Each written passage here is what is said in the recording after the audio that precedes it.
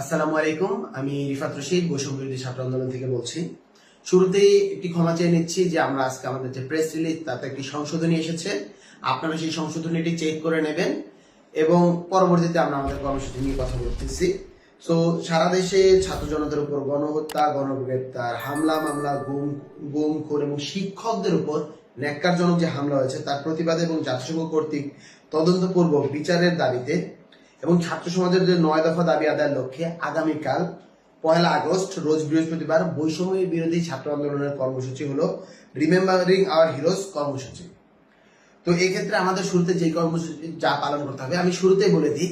Remembering hour heroes কর্মসূচিটি online এবং offline দুইটি কর্মসূচি আগামীকালকে পালিত হবে। শুরুতে আমি অনলাইন কর্মসূচির অংশটুকু বলছি। অনলাইন কর্মসূচিতে যা করতে হবে, নির্যাতনের ভয়ঙ্কর যে দিন রাত্রিগুলো আপনারা পালন করেছেন, যাপন করেছেন, তার স্মৃতিচারণ করে আপনারা ফেসবুকে পোস্ট করবেন বা আপনার যে সোশ্যাল মিডিয়া সেটি পোস্ট করবেন। শহীদ ও আহতদের নিয়ে শহীদ ও তার যে আহত হয়েছে তাদের পরিবার এবং সহপাঠীরা স্মৃতিচারণ করবেন ছবি দিয়ে এবং কি ঘটনাটা ঘটেছিল তা নিয়ে স্মৃতিচারণ করবেন এবং এই যে ঘটনাগুলো এতদিন ঘটেছে তার চিত্রাঙ্কন, গ্রাফিতি, দেয়াল লিখন, ফেস্টুন তৈরি, ডিজিটাল পোর্ট্রেট আপনারা তৈরি করবেন। এই কর্মসূচি ঘোষণার কারণ হলো আমরা ফিল করতেছিলাম যে আন্তর্জাতিকভাবে আমাদের যেই এই উপর যে গণহত্যাটা চলছে তার যে স্পষ্ট কোনো ডকুমেন্টেশন নেই। আমরা একটি ওয়েবসাইট নির্মাণ করার পরিকল্পনা করছি। আমরা সেখানের ভিতরে যাতে আমাদের যে গণহত্যা যত হয়েছে তাদের লিস্ট, আহতদের লিস্ট এবং বিভিন্ন ধরনের এক্সিবিশন করা, যে গণহত্যাটা হয়েছে সেই ছবিগুলোর এক্সিবিশন, স্মৃতিগুলো যা হয়েছে সেই সমস্ত স্মৃতিগুলো ধারণ করা হলে এইটা একটি ডকুমেন্টেশনের কাজে লাগবে এবং আন্তর্জাতিক মিডিয়া, আন্তর্জাতিক গণমাধ্যমের জায়গা আছে, এমবাসি গুলো আছে, বিভিন্ন মানবাধিকার সংস্থাগুলো আছে, বিশ্বের প্রভাবশালী রাষ্ট্রগুলো আছে, সকলের কাছে আমরা পাঠাতে পারবো এবং সেই সাথে বাংলাদেশের যে আপামর জনসাধারণের যে কনসেন্ট তৈরি করা, আবার হলো গিয়া তাদের সবাই সবকিছু অ্যাক্সেস পাওয়া, সেই জিনিসটাকে আমরা রাখতে পারবো। এবং আগামীকালকের অফলাইন কর্মসূচি ক্যাম্পাস ও এলাকা ভিত্তিক শিক্ষক ছাত্র জনতা জমায়েত হয়ে গণহত্যা, গণগ্রেপ্তার, হামলা মামলা, গুম খুন ও শিক্ষকদের উপর যে ন্যাক্কারজনক হামলা হয়েছে তার প্রতিবাদ জানানো হবে এবং সাংস্কৃতিক আয়োজন যেমন মৌন মিছিল, মশাল মিছিল, পথনাটক, মঞ্চনাটক, প্রতিবেদী গানের আসন, মাইক ইত্যাদি কর্মসূচি আয়োজন করতে হবে। এক্ষেত্রে আমাদের দুটি হ্যাশট্যাগ রয়েছে। যখনই হলো গিয়ে ফেসবুকে বা আমরা কোনো কিছু আপলোড করব, সেটা হলো গিয়ে হ্যাশট্যাগ জুলাই ম্যাসাকার এবং হ্যাশট্যাগ রিমেম্বারিং আওয়ার হিরোজ। এই দুটো আমরা আগামীকালের কর্মসূচিতে যোগ করব এবং আমরা একটি ঘোষণা করতে চাই।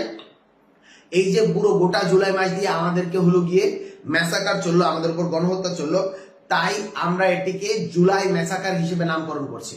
এখন থেকে জুলাই ম্যাসাকার নামকরণটি আমাদের উপর, এই যে ছাত্র জনতার উপর যে ক্র্যাকডাউন চালানো হলো, তাদের যে শহীদ চালানো হলো, তাদের উপর যে ম্যাসাকার চালানো হলো, এটিকে আমরা জুলাই ম্যাসাকার নামকরণ করছি। এই হলো আগে আমাদের আজকের কর্মসূচি। আপনারা কর্মসূচিটি সুন্দরভাবে পালন করবেন এবং সেই সাথে আমরা স্পষ্টভাবে একটা ঘোষণা দিতে চাই।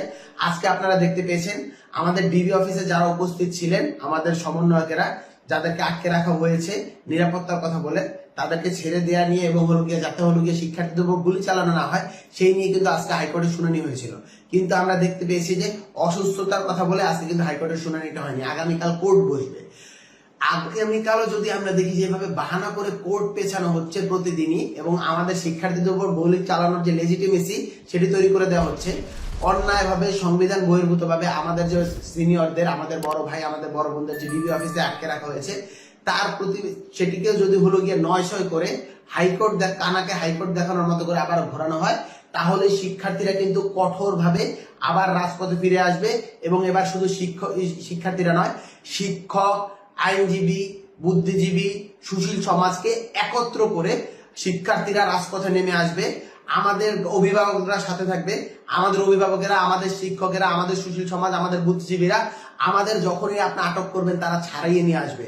এই গণগ্রেপ্তার খেলা আমরা আর হতে দিব না। আমাদের ভাইদের মুক্তি দিন। আমাদের ভাইদের ওই হাইকোর্ট না দেখিয়ে তাদেরকে আইনের মাধ্যমে, বিচারিক প্রক্রিয়ার মাধ্যমে, কোর্টের মাধ্যমে যত দ্রুত সম্ভব আপনারা মুক্তি দিয়ে আবার রাজপথে ফিরিয়ে দিন। আন্দোলনে আমরা যে দফাগুলো দিয়েছি সেই দফাগুলো মেনে নিন এবং শহীদদের রক্তের পূর্ণ মর্যাদা দিন, আহতদের বিচার করুন এবং আমাদের যে দফাগুলো আছে সেই দফাগুলো পালন করুন। অন্যথায় আমরা হুঁশিয়ারি দিয়ে রাখছি, এর ফলাফল কিন্তু ভালো হবে না। বৈষম্য বিরোধী ছাত্র আন্দোলন থেকে সকলকে ধন্যবাদ। আগামীকালের কর্মসূচি সফল করবেন এই প্রত্যাশায় আমি রিফাত রশিদ।